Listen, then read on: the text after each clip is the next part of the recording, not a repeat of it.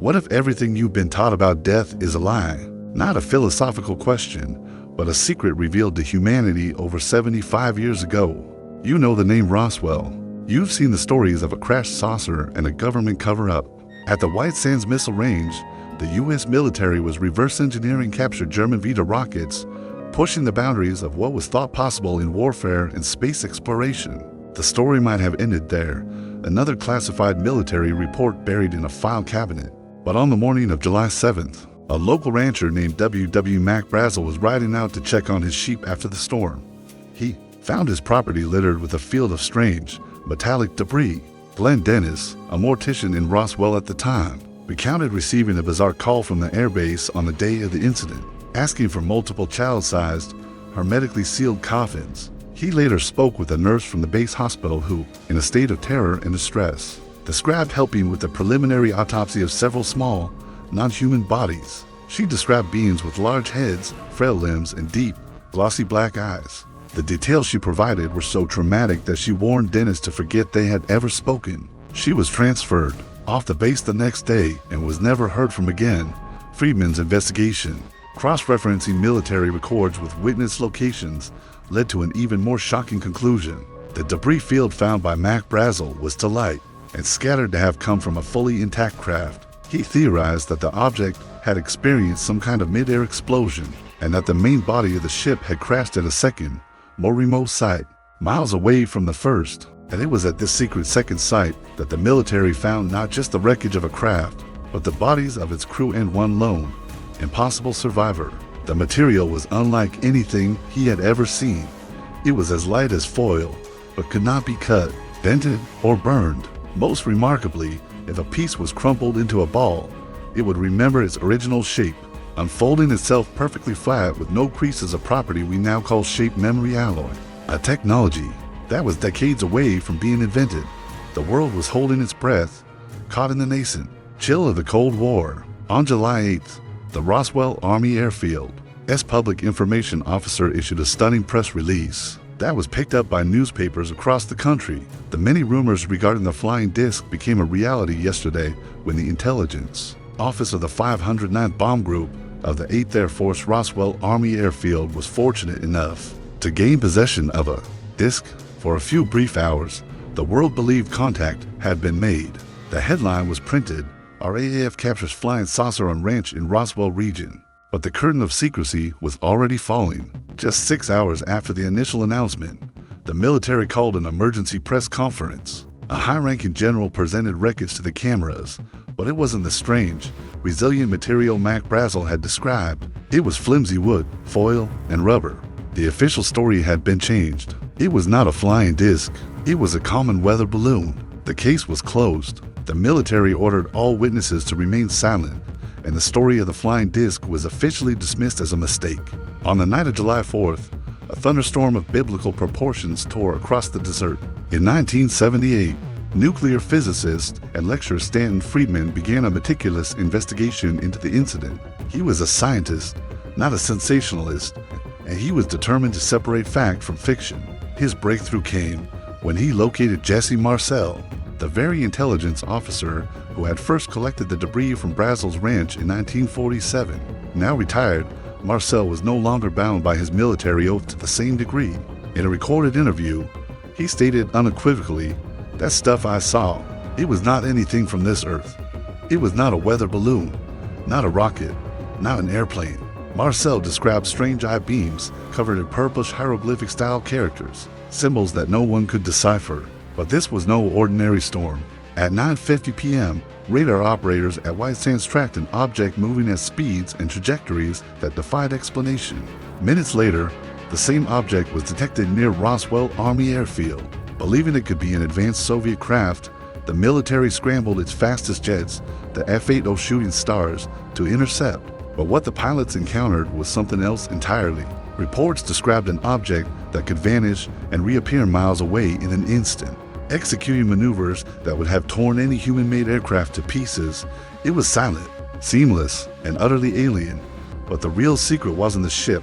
It was the lone survivor, an entity that gave us a terrifying and beautiful answer to life's greatest mystery.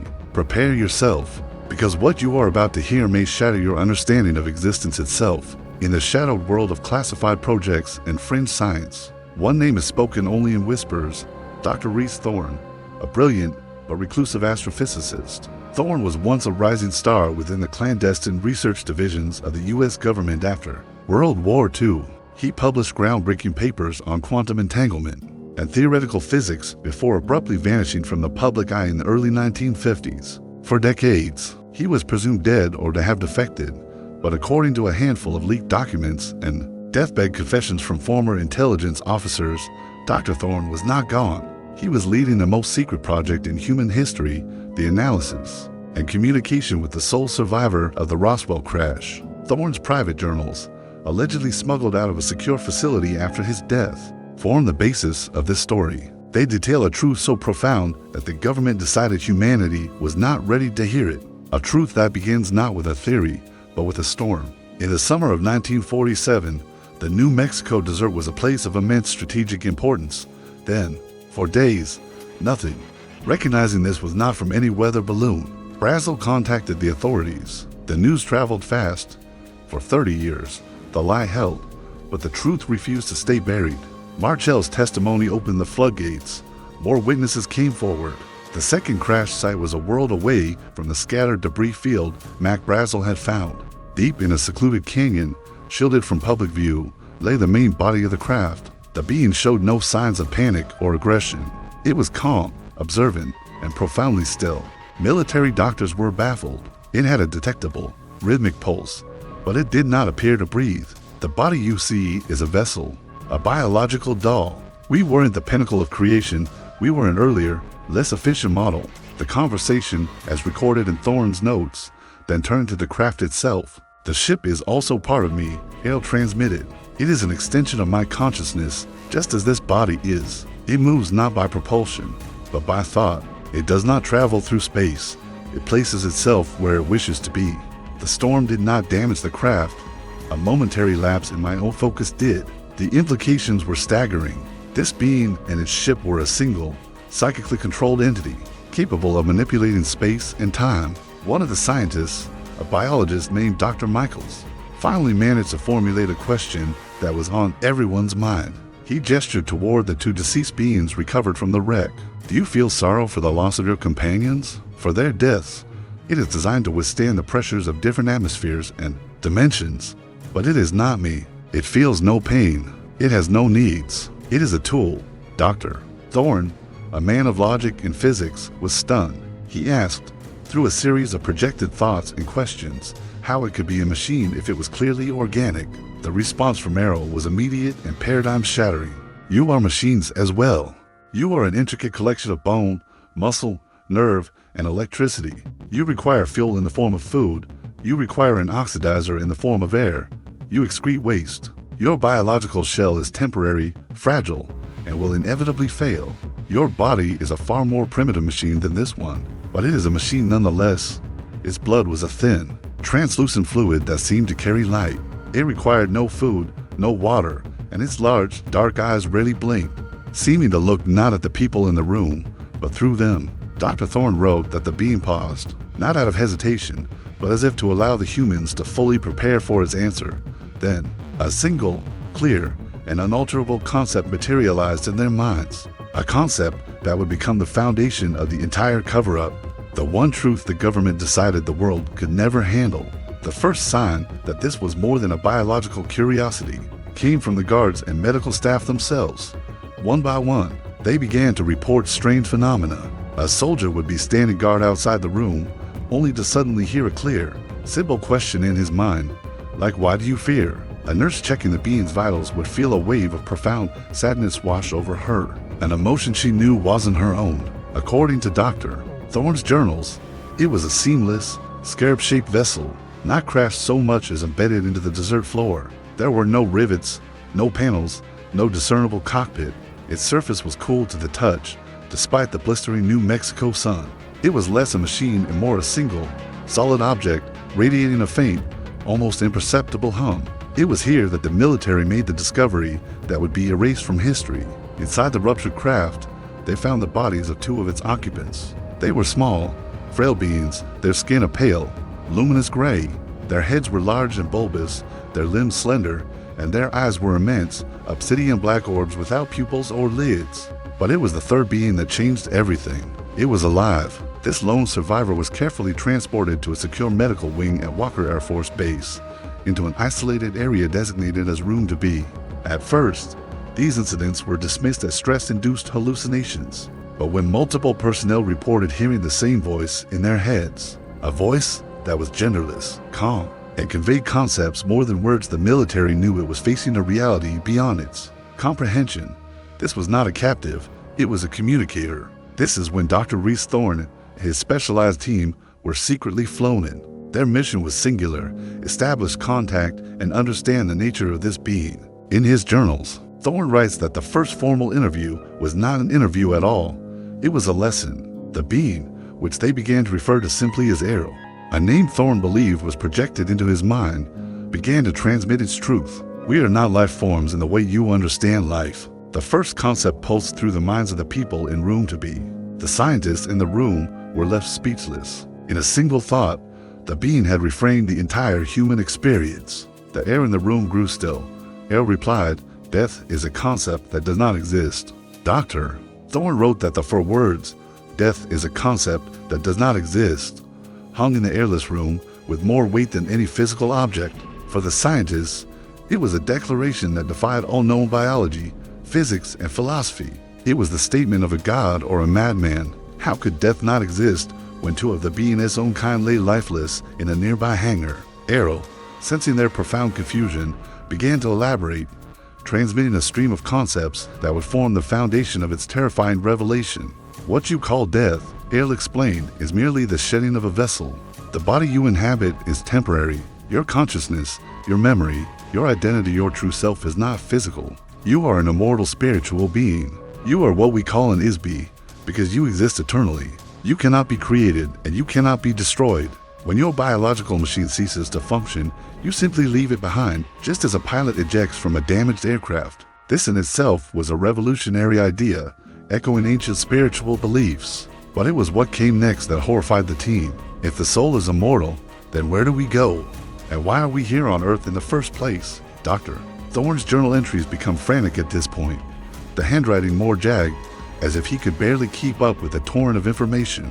Arrow revealed that the universe is ancient beyond human comprehension and filled with countless civilizations of Is-beings. But like any society, it has its undesirables. Souls that become so consumed by greed, power, or cruelty that they become a threat to the balance of existence. These are the prisoners. Earth, Arrow transmitted, is a prison planet, according to the being, for billions of years. This isolated corner of the galaxy has been designated as a dumping ground for the universe's untouchables. When an Isbe from another race or civilization commits crimes so severe that it is deemed a pariah, it is captured, stripped of its memory, and its spiritual essence is sent to Earth to be encased in a fragile biological body, a human body. Here, they are forced to live out lifetime after lifetime, trapped in a cycle of forgetting and suffering, in the hope that they might eventually rehabilitate themselves. The reason we see such endless war, cruelty, and self-destructs on this planet, Arrow explained, is because Earth is populated almost entirely by the exiled souls of the universe's criminals, artists, revolutionaries, and geniuses who became too disruptive. We are all prisoners, and none of us remember our crimes. The scientists were aghast. A prison, Dr. Thorne projected. But what are the walls? What are the bars? The answer was the most terrifying part of the entire revelation. Arrow explained that Earth's solar system is surrounded by a vast, powerful, and invisible electronic force field. This is not a physical barrier, but an energy net that extends for billions of miles in every direction. This net is the prison wall. It is designed to detect the unique energy signature of an Isbe. When a human body dies and the soul departs from it, the net immediately captures it. Arrow described the process in chilling detail. Once captured, the soul is subjected to an extremely high-voltage shock, which erases its memory completely, the memory of the life it just lived, and any residual memories of its true, eternal existence. It is a forced amnesia, a total mind wipe. After this process, the now blank soul is sent back to Earth, implanted into a newborn baby, ready to start the cycle all over again. Birth is not a beginning, it is a reincarceration. Death is not an end. It is the mechanism of control. The moment the system recaptures you, wipes your memory, and sends you back to your cell. The very cycle of reincarnation that many earthly religions view as a path to enlightenment is, according to Arrow, the prison's primary security measure. It ensures no prisoner can ever learn enough over multiple lifetimes to figure out how to escape. We are trapped in a loop, living meaningless lives and forgetting them instantly, only to be thrown back in to repeat the process. This, Arrow revealed, is the terrifying truth about death. It is the moment your warden finds you. Of course, here is the fourth part of the script, which explains the cosmic conflict behind the prison and the potential path to freedom. Part 4. The enemy and the escape. The revelation that Earth was a cosmic prison left Dr. Thorne and his team in a state of intellectual paralysis. If humanity was a collection of forgotten souls trapped in a cycle of forced reincarnation, then who were the jailers? Who had the power to build a prison on a planetary scale and maintain it for eons? Arrow, sensing their need for context, began to transmit the history of our corner of the galaxy. The system, it explained, was constructed and is still managed by a vast, ancient, and bureaucratic civilization that Arrow referred to as the Old Empire. This empire was once the dominant force in this region of space, a decadent and authoritarian power that viewed other, less developed worlds as property. They were not evil in the way humans understand it. They were administrators, collectors, and managers. The prison on Earth was not a punishment born of malice, but a solution born of cold, cosmic bureaucracy, a way to quarantine and control beings they deemed disruptive or inferior. But the Old Empire was not the only power in the cosmos. Arrow revealed that it was a soldier scientist belonging to a different, rival civilization. He called his people the Domain. The Domain was a younger, more vigorous, and rapidly expanding society driven by a code of honor, duty, and exploration. For thousands of years, the Domain and Old Empire had been locked in a quiet, sprawling conflict. The Domain views the Old Empire's methods, particularly the prison on Earth, as barbaric, inefficient, and an unforgivable violation of an Isbay's eternal nature. The Domain does not believe in punishment. It believes in rehabilitation through awareness. This is why Arrow's ship was in our solar system in the first place. The crash at Roswell was no accident. According to Dr. Thorne's notes, Arrow's vessel was part of a Domain expeditionary force sent to investigate the strength of the Old Empire's prison system. The violent thunderstorm reported on that night in 1947 was, in reality, the atmospheric fallout from a brief but intense battle in deep space. Arrow's ship was ambushed by an Old Empire patrol craft hidden within Earth's asteroid belt. Though Arrow's ship was more advanced, it was damaged in the attack, causing it to lose control and plummet through Earth's atmosphere, breaking apart before crashing in the New Mexico desert. The mission of the Domain is not to conquer Earth, but to liberate it. They are working to dismantle the prison, but a frontal assault on the electronic force field would trigger a full-scale war with the Old Empire, a conflict that could annihilate the solar system entirely. Instead, their strategy is more subtle.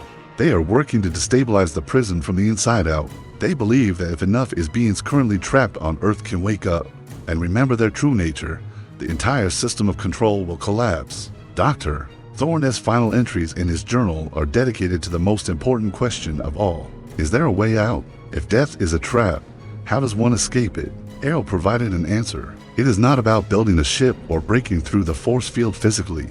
The escape is a matter of consciousness. The prison's memory-wiping mechanism is triggered by the soul's intense trauma and attachment at the moment of death. When a human dies, the Isby is disoriented, confused, and often desperately clinging to the memories, emotions, and identity of the life it just lost. It is this intense emotional and psychic energy that makes it vulnerable to the electronic net. It is drawn to the trap like a moth to a flame. The only way to bypass the system Arrow transmitted is to die correctly. A soul must face the moment of its body's death with full awareness and a complete sense of detachment. It must let go of the body, the memories, and the identity of its earthly life without fear, without regret, and without sorrow. By embracing its true, eternal nature as an Isby at the very moment of transition, the soul's energy signature changes. It becomes calm, neutral, and serene. In this state, it is invisible to the prison's amnesia-inducing trap. It can slip through the holes in the net before the Old Empire's forces can react. This, Arrow explained, is the ultimate form of freedom. It is not something that can be given, it must be achieved by each individual soul. As Dr. Thorne's notes conclude, He writes that Errol's final transmission was both a promise and a warning. The work of the domain is accelerating. Their subtle interventions are causing the old Empire's force field to weaken. This is why reports of unexplained aerial phenomena, psychic events, and spiritual awakenings are increasing exponentially on Earth. The prison is becoming unstable. Humanity, whether it is ready or not, is on the verge of a forced, collective awakening, a final confrontation with the truth of its own existence. The final test is coming. Dr. Aris Thorne's journals do not end with the hope of escape. They conclude with a chilling prophecy about the coming chaos as the prison walls begin to crumble. Errol's final transmissions describe a future that is now our present. It explained that as the domain's influence grows and the old Empire's electronic force field weakens, humanity will witness phenomena that lie far beyond the grasp of conventional science. The prison is becoming unstable, and the inmates are starting to see the cracks in their reality. One of the earliest and clearest signs Errol predicted would be a dramatic surge in sightings of unidentified craft, not in the sky, but emerging from the deepest, most unexplored parts of our oceans. These unidentified submerged objects, or USOs, would appear and vanish silently from the depths, moving at impossible speeds without displacing a single drop of water. As if shielded by an invisible layer of energy, for decades, reports from naval officers, submarine crews, and oceanographers describing these very phenomena have been quietly dismissed. But today, the encounters are becoming too frequent to ignore. From the Bermuda Triangle to the waters off the coast of Japan, these silent visitors are rising from the abyss. According to Errol, these are not scouting ships from a new race.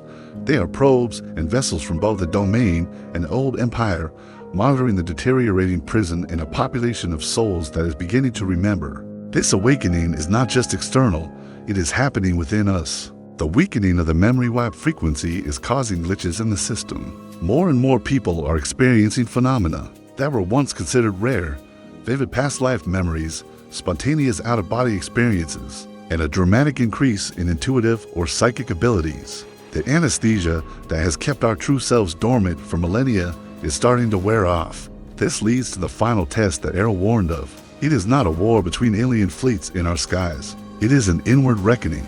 As the veil thins, humanity will be forced to confront the truth of what it is: a planet of powerful, immortal beings who have forgotten their own nature. The final test is a choice. Faced with global upheaval, environmental crises, and the collapse of old paradigms, will humanity revert to its base, prison-like instincts, fear, division, violence, and a desperate cling to material power? Or will a critical mass of souls finally awaken, choosing compassion over conflict, awareness over ignorance, and detachment over desire? According to Dr. Thorne's final, haunting entry, Errol laid out the possible futures. If humanity fails the test, it will descend into a final, catastrophic cycle of self-destructs, proving to the cosmos that it is not yet ready for freedom. The prison will remain, perhaps even reinforced, and the souls trapped here will be condemned to repeat their suffering in an even darker age. But if enough individuals can achieve the state of conscious awareness that Errol described, if they can remember that they are not their bodies, not their emotions, not their circumstances, but immortal as beings, then the prison system will collapse. The collective frequency of billions of awakened souls would shatter the electronic net. This would be humanity's graduation, a mass exodus of rehabilitated souls, free at last to leave this world and rejoin the cosmic community, their long exile finally over. Dr. Thorne's last written words were not a conclusion, but a message to the future, to us. He wrote, Errol's final transmission was not for the government or the military. It was for the individual. The prison is not out there. It is within. The bars are not made of steel, but of fear. The escape is not a journey through space, but a journey inward. The prophecy was never meant to instill fear, but to offer each soul a choice. The test is not coming. It is here, now. If you have ever experienced something that changed the way you see the world, or if this story has sparked a question within you, feel free to share your thoughts in the comments below. And if you wish to continue exploring the great unsolved mysteries of our existence, don't forget to subscribe to the channel and turn on notifications. Thank you for staying with us until the very end.